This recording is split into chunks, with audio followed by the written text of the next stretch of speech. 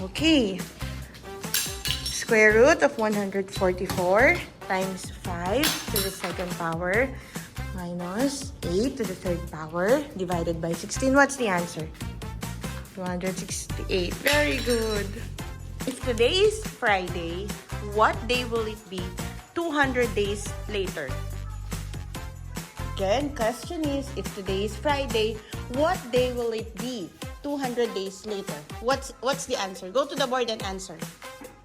Very good. Tuesday. How many Sundays are there in February 2028? Very good. What day is June 15, 2027? What's the answer? Very good. Day is January 1, 2100. Very good. Friday. Question. How many days are there? Oops. How many days are there between January 1, 2025 and March 1, 2025? I didn't see the answer. What's the answer? 59 days. Very good. Okay, it's August 15, 1947. Friday. Very good. Day is February 29, 2016.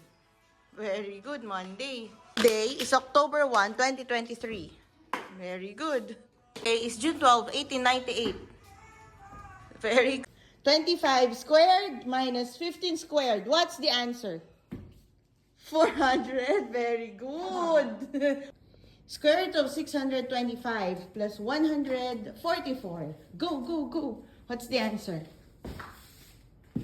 Okay, 9 to the third power minus 27 plus 50. Okay, go. What's the answer? 9 to the third power divided by 27 plus 50. Very good. 2 to the 6th power times 5 to the second power. What's the answer? Turo mo ng tama. What's the answer?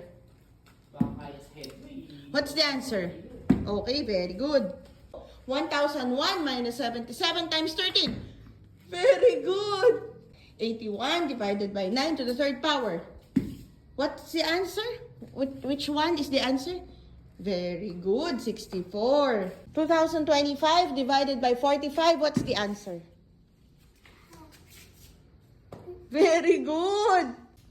1,000 minus 729 divided by square root of 49. What's the answer?